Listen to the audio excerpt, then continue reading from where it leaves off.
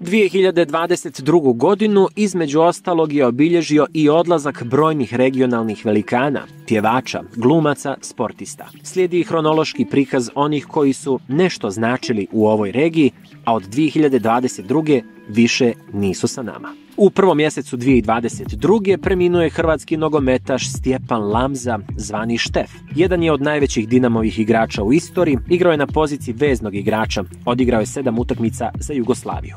U 67. godini života napustio nas je Aki Rahimovski, legendarni makedonski i hrvatski pjevač. Rođen u Nišu, odrastao u Skoplju, a 1975. upoznao je Huseina Hasanefendića Husa i Juricu Pađena, sa kojima iste godine u saradnji s menadžerom Vladimirom Mihaljekom Mihom osnovao prvu postavu Parnog Valjka. U 30-godišnjoj karijeri Parni Valjak je objavio 16 studijskih albuma, 14 singlova, 5 albuma uživo, 4 kompilacije te 2 koncertna DVD-a. U godini kada je preminuo, posthumno je nagrađen Porinom za životno djelo, a njegovi muzički saborci Parni Valjak realizirao je u Zagrebačkoj areni uz pomoć kolega iz muzike koncert u pomen malom velikom Akiju.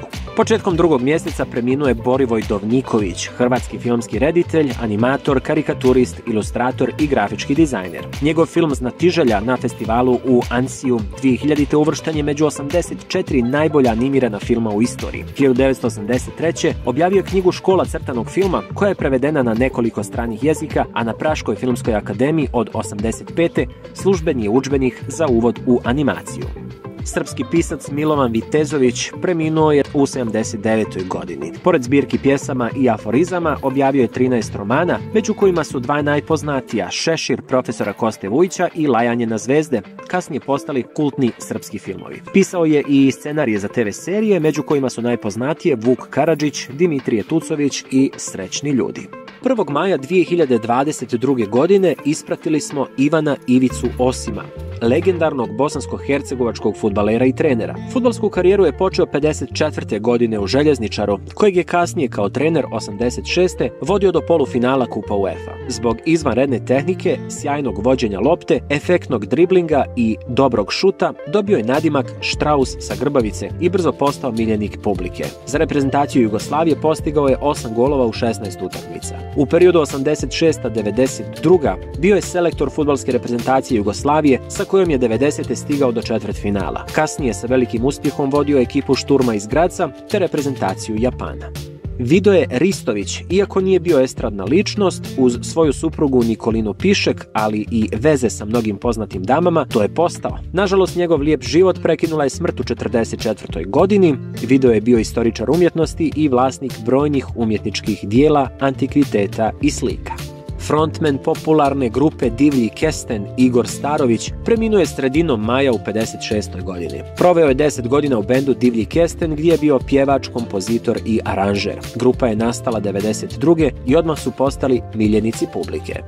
Javnost u Bosni i Hercegovini iznenadila je vijest o preranom odlasku jedne od tamošnjih nekadašnjih najpopularnijih TV voditeljica, Segmedine Srne. Tokom skoro 20 godina ostvarila je različite angažmane u RTV projektima, nakon čega je ušla u politiku i prešla u zastupničke klupe. Popularni glumac Branko Cvejić napustio nas je krajem jula. On je bio hitno hospitalizovan nakon što mu je pozlilo tokom probe u pozorištu. A iako je bio stabilno, bio je u veoma teškom stanju, te je nažalost izgubio bitku. Ostaće upamćen po ulozi Baneta Bumbara u popularnoj seriji Grlom u jagode i kao Lister iz Porodičnog blaga, dok ga se mnogi sjećaju po ulogama ostvarenim u serijama Bela lađa, Sinđelići, Jagoda u supermarketu, Biće bolje i drugim.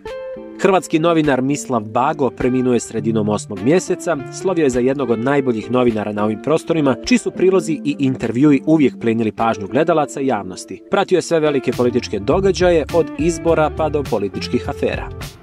Polovinom septembra preminuo je čuveni jedan od najplodonosnijih srpskih kompozitora Kornelije Kovač. Svoju prvu kompoziciju komponovao već sa 14 godina, pisao je muziku za pozorište, filmove i televiziju. Napisao i neke od najvećih hitova domaćih muzičkih zvijezda poput Zdravka Čolića, Generacije 5, Lepe Brene i mnogih drugih. Bio je član nekoliko bendova, među kojima su Indeksi i Korni grupa. Jedna od najpopularnijih srpskih radijskih voditeljki, Gorica Nešović, preminula je početkom oktobra. Ostaće upamćena po vođenju popularnog jutarnjeg programa. Krajem 10. mjeseca u 59. godini preminuo je Lukas Nola, hrvatski filmski reditelj. Državnu nagradu Vladimir Nazor dobio je 95. za film Svaki put kad se rastajemo, te 2001. za film Rusko meso.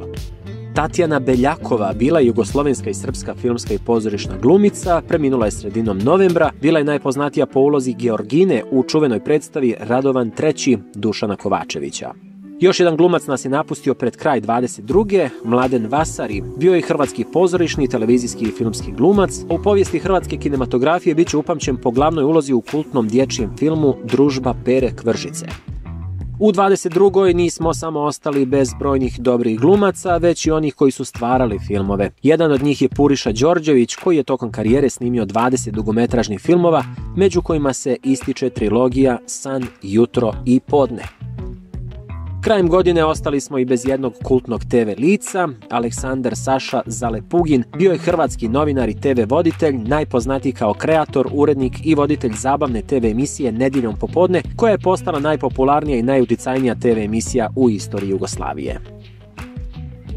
Ostali smo i bez bosansko-hercegovačkog glumca Davora Janjića. Bio je jedan od najtalentovanijih mladih glumaca bivše Jugoslavije. Značajne uloge ostvario u filmovima Pjetlov doručak, Ono malo duše i Život sa stricem. Njegova uloga Nihada iz filma Ovo malo duše ostaće posebno upamćena.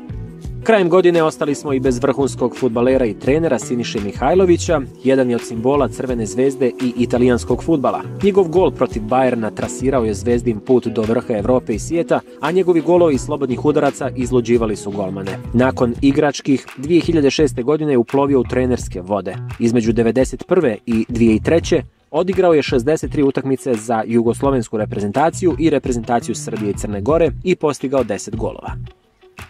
Vijest o smrti Milana Laće Radulovića, tekstopisca i sina čuvenog muzičkog autorskog dvojca Marina Tucaković-Futa Radulović, pronijela se regionom 20. decembra, a sve je ostavila u šoku. Laća je bio na odmoru u Izraelu kada mu se 12. decembra izgubio svaki trag. Nekoliko dana kasnije pronađen je mrtav na ulici. Srpski književnik i prevodilac Dejan Tiago Stanković preminuo je u 57. godini iznenada u svojoj kući u Lisabonu. Napisao je romane Zamalek i Estoril i knjigu pripovjedaka Odakle sam bila, više nisam. Na samom isteku 22. sve nas je šokirala vijest o preranom odlasku pjevača Masima Savića. Najprije postao popularan 80-ih sa svojim bendom Dorian Gray, koji 1983. izdaje prvi album Sjaj u tami, te 2 godine kasnije drugi album Za tvoje oči. Nakon toga započeo je više nego uspješnu solo karijeru. Dobitnik je 5 Porina za najbolju mušku vokalnu izvedbu od 2004. do 2007. te 2012. Svojom emocijom i unikatnim glasom i načinom izvođenja plinio je pažnju publike, pa je održao bezbroj koncerata širom Jugoslavije.